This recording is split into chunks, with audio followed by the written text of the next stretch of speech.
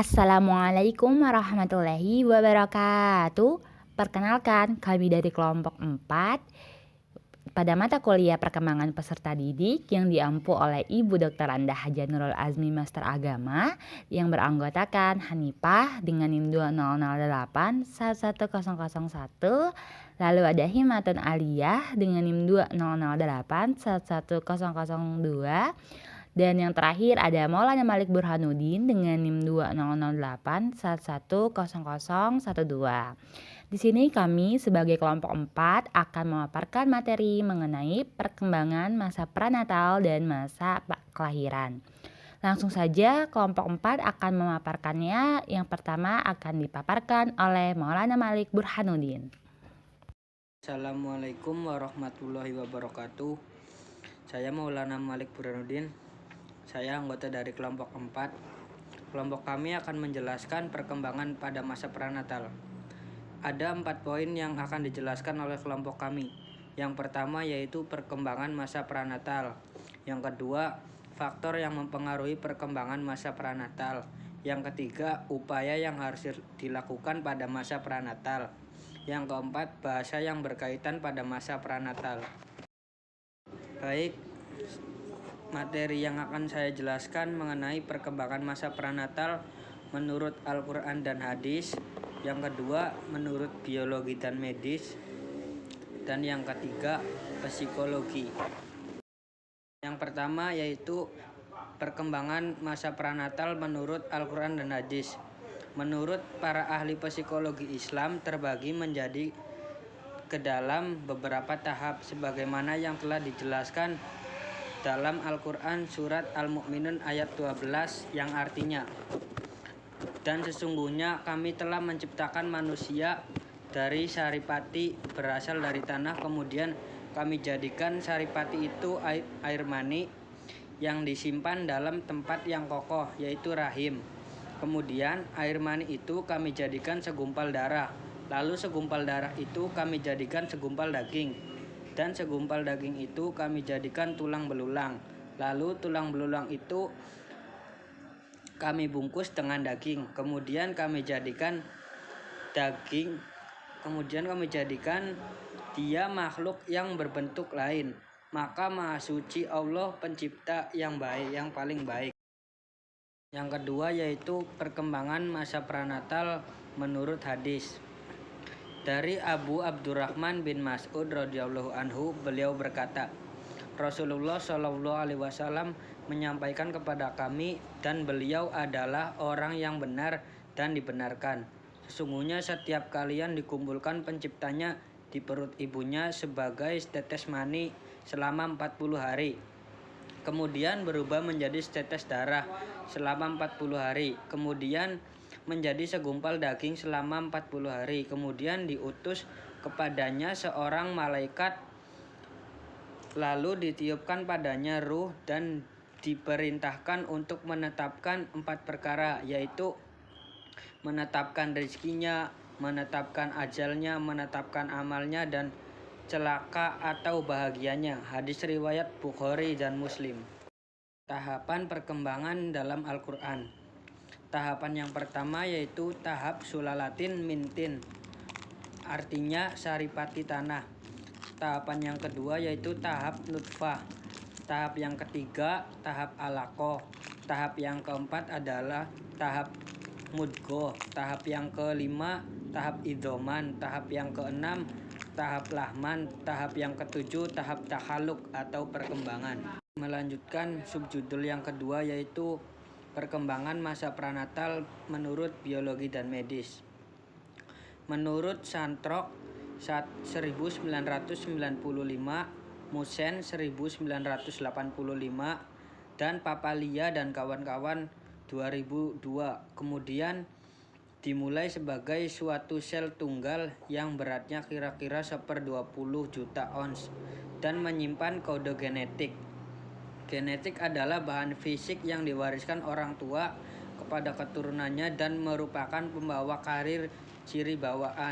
Pada pembuahan kromosom sperma bersatu hingga terkumpul lagi 46 kromosom bagi setiap individu. Dalam telur yang matang terdapat 23 pasang kromosom yang salah satu pasangannya adalah kromosom kelamin, yaitu sama-sama kromosom X. Bila dalam proses pembuahan sel telur yang mengandung kromosom X, berarti dengan sperma yang mengandung kromosom Y, terjadilah anak laki-laki. Tetapi bila bersatu dengan kromosom X, terjadilah anak perempuan atau XX. Lanjutkan perkembangan masa pranatal menurut biologi dan medis. Pembuahan dapat juga dilakukan di luar kandungan, disebut in vitro fertilization atau biasa disingkat IVF, atau yang dikenal dengan istilah program bayi tabung. Cara ini ditempuh oleh pasangan suami istri yang mengalami kesulitan dalam memperoleh anak. Cara lain adalah gamete intrafallopian transfer atau yang biasa disingkat GIFT, yaitu memasukkan sel telur dan sperma langsung ke dalam tuba falopi calon ibu, dan zigot intrafallopian transfer atau yang biasa disingkat ZIFT, yaitu telur dibuahi di laboratorium, kemudian zigot yang dihasilkan dari proses pembuahan tersebut dipindahkan ke tuba falopi. Demikian penjelasan dari saya, kurang lebihnya saya mohon maaf. Wassalamualaikum warahmatullahi wabarakatuh. Selanjutnya akan dilanjutkan oleh Saudari Hanifah. Assalamualaikum warahmatullahi wabarakatuh. Perkenalkan, nama saya Hanifah dengan NIM 2008110001 dari kelas 3A akan melanjutkan penjelasan mengenai perkembangan masa prenatal yang sebelumnya telah dijelaskan oleh kawan saya Burhan mengenai Al-Quran dan hadis, lalu biologis dan medis. Saya akan melanjutkan perkembangan masa prenatal bagian psikologi. Nah, pendapat sekarang menyatakan bahwa perkembangan psikologi dimulai sejak bayi dalam kandungan sudah mulai merasakan atau bereaksi terhadap hal-hal yang ada di luar kandungan. Contohnya, ketika ada bunyi sesuatu yang didekatkan kepada perut ibu, maka bayi akan mulai bereaksi. Bereaksinya seperti apa? Yaitu dengan detak nadinya mulai berkembang atau berdetak dengan cepat. Lalu menurut aliran homunculus pada abad pertengahan sendiri, kehidupan manusia dimulai sejak masa konsepsi. Semua sudah ada sejak masa konsepsi, tetapi dalam bentuk yang sangat kecil. Perubahan manusia atau perubahan anak kecil menjadi orang dewasa ini sejatinya hanya bersifat kuantitatif karena anak-anak adalah orang dewasa dalam bentuk yang kecil. Selanjutnya saya akan menjelaskan mengenai faktor-faktor perkembangan pada masa prenatal. Faktor yang mempengaruhi perkembangan pada masa prenatal sendiri ada beberapa macam. Salah satunya itu teratogen. Teratogen ini adalah unsur yang menyebabkan adanya kelainan pada kehamilan akibat dari proses kehamilan yang tidak optimal. Nah, teratogen ini bila terjadi pada pembuahan awal-awal, maka akan sangat mempengaruhi proses kehamilan ibu. Sedangkan bila teratogen ini bereaksi terhadap pembuahan yang sudah tua atau kehamilan yang sudah tua, maka kemungkinan besar tidak akan menyebabkan kelainan anatomis pada janin. Nah, hal-hal yang mengakibatkan teratogen ini salah satunya yaitu obat-obatan yang tidak diresepkan atau obat-obatan tidak sesuai dengan kandungan ibu. Yang kedua yaitu stres selama kehamilan yang menyebabkan kondisi psikis ibu terpengaruh. Yang ketiga yaitu usia kandungan, bisa jadi ibu yang terlalu muda atau ibu yang terlalu tua. Lalu ada penyakit menular seperti HIV dan AIDS. Lalu kekurangan gizi yang baik layaknya ibu ataupun janinnya. Lalu ada faktor dari ibu. Faktor dari ibu seperti kondisi fisik dan kondisi psikis ibu sangatlah mempengaruhi kondisi janinnya. Maka dari itu selama proses kehamilan haruslah diperhatikan kondisi psikis serta kondisi fisik dari sang ibu. Selanjutnya faktor dari ayah. Perhatian dan kasih sayang seorang ayah adalah hal yang utama bagi bayi selama dalam masa kandungan. Karena Perhatian dari ayah atau kebaikan dari ayah akan membuat emosi ibu semakin tenang dan stabil, yang nantinya juga akan mempengaruhi pada perkembangan janin sendiri. Lalu ada faktor lingkungan. Faktor lingkungan di sekitar kita, misalkan ada polusi-polusi atau pencemaran-pencemaran yang beracun yang semakin banyak dan dapat membahayakan kondisi janin sendiri. Dan ini juga bisa mengakibatkan keterbelakangan mental pada kondisi janin nantinya.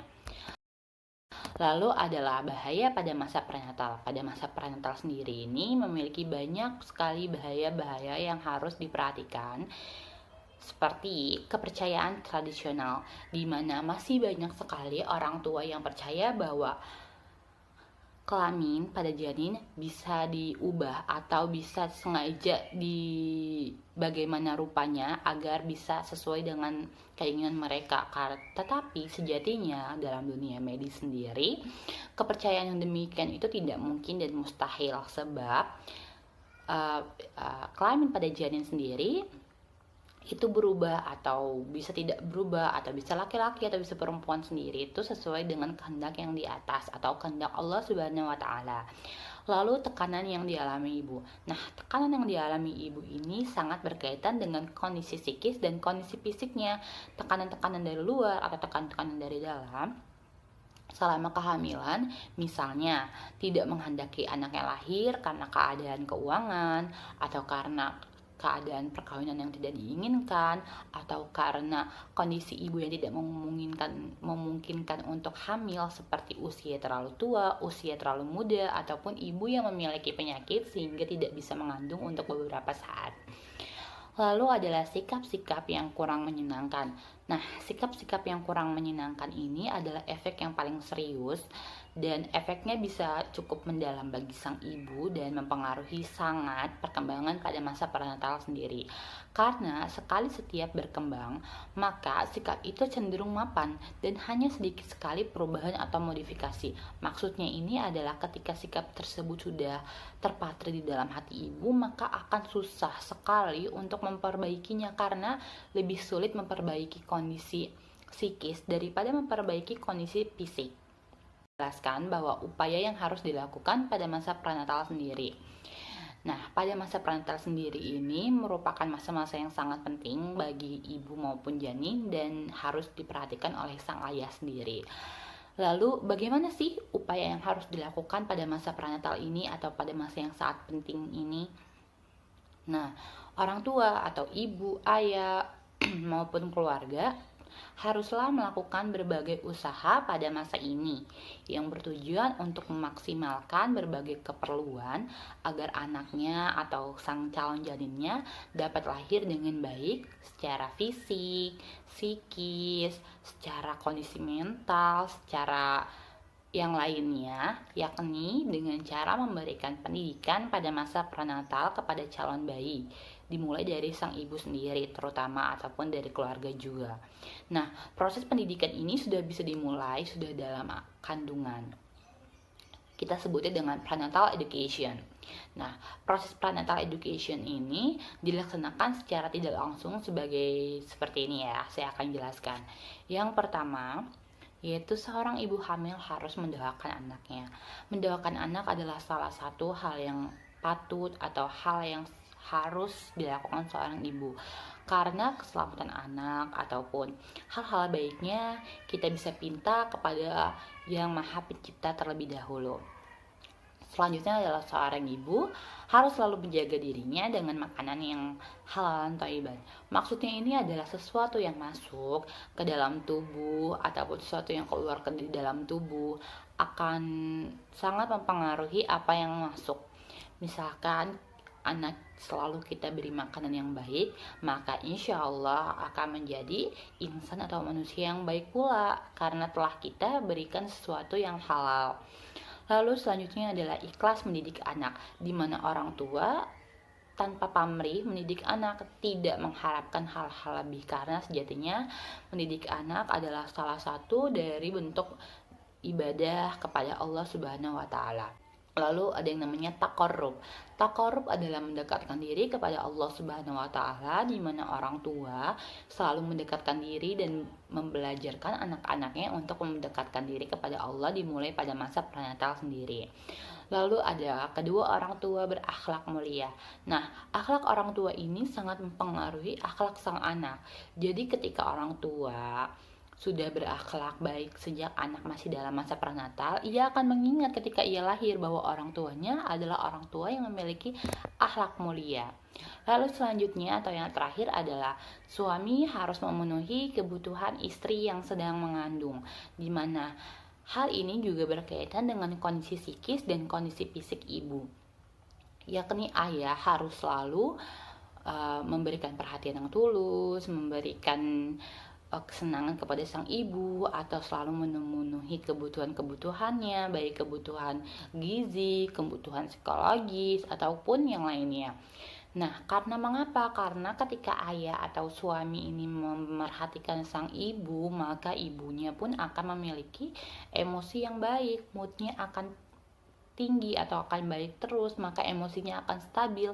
Ketika emosi ibu akan stabil, maka hal ini amat sangat mempengaruhi kondisi janin nantinya, di mana anak akan merasa atau janin akan sudah mengingat bahwa wah, ternyata ibu saya baik kondisinya. Jadi tidak membuat anak dalam kandungan ini stres, karena ketika ibu stres, maka di dalam kandungannya atau janin dalam kandungannya juga akan stres, dan tentunya hal ini amat sangat mempengaruhi pada masa perkembangan prenatal sang bayi. Mungkin itu saja yang bisa saya jelaskan mengenai dari faktor psikologis, dari bahaya-bahaya atau faktor-faktor dan serta upaya yang harus dilakukan pada masa prenatal. Sekian dari saya, selanjutnya akan dilanjutkan oleh kawan saya Himatun Aliyah. Terima kasih. Wassalamualaikum warahmatullahi wabarakatuh. Assalamualaikum warahmatullahi wabarakatuh. Perkenalkan, saya Himatun Aliyah dengan NIM 20081110002. Di sini saya akan menjelaskan mengenai perkembangan pada masa kelahiran. Yang saya akan jelaskan yaitu mengenai faktor-faktor perkembangan pada masa kelahiran, kemudian bahaya yang terjadi pada masa kelahiran, dan yang ketiga, upaya yang dilakukan pada masa kelahiran. Menurut Allen dan Marotz pada tahun 2010 mengatakan bahwa bagi sebagian besar wanita, melahirkan itu merupakan proses alami yang terjadi setelah melalui masa kehamilan selama berbulan-bulan. Proses persalinan dan kelahiran ini dapat terjadi yaitu lebih dini, tepat waktu, atau melebihi perkiraan tanggal lahir. Berdurasi panjang atau pendek, dianggap sulit ataupun mudah, kemudian terjadi dengan dan atau tanpa adanya komplikasi.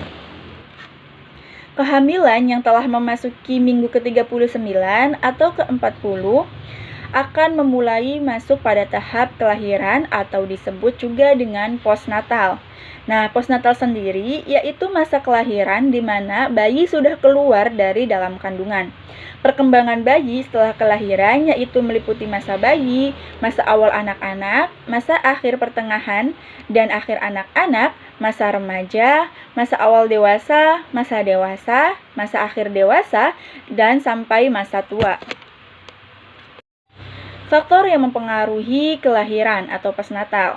Yang pertama yaitu adalah pengetahuan ibu, yang kedua ada gizi, yang ketiga budaya lingkungan, yang keempat status sosial ekonomi, yang kelima lingkungan fisik, yang keenam lingkungan pengasuhan, yang ketujuh stimulasi, yang kedelapan olahraga atau latihan fisik. Kemudian, bahaya apa saja sih yang berkaitan dengan kelahiran atau postnatal? Nah, dibagi menjadi dua, yaitu bahaya fisik dan bahaya psikologi. Yang pertama, bahaya fisik meliputi kematian bayi, postimaturitas, kemudian ada kerusakan otak. Sedangkan bahaya psikologi yaitu meliputi dataran perkembangan, kesenjangan perkembangan, ketidakberdayaan individualitas, kemurungan orang tua baru. Kemudian, upaya apa saja sih yang harus dilakukan pada masa kelahiran? Yang pertama, mencari informasi tentang persalinan. Kemudian yang kedua, mempersiapkan diri untuk menghadapi persalinan. Kemudian yang ketiga, memahami kondisi yang tidak terduga. Yang keempat, memilih dokter dan tempat persalinan. Dan yang kelima, mempersiapkan kebutuhan persalinan ataupun kelahiran. Terima kasih, sekian penjelasan dari saya. Assalamualaikum warahmatullahi wabarakatuh. Alhamdulillahirrabbilalamin, telah selesai materi dari kelompok kami mengenai perkembangan masa pada prenatal dan masa kelahiran. Semoga pemaparan yang kami jelaskan memberikan banyak manfaat bagi para teman-teman sekalian. Cukup sekian dari kelompok kami, kurang lebihnya mohon maaf. Wabillahi taufiq wal hidayah. Wassalamualaikum warahmatullahi wabarakatuh.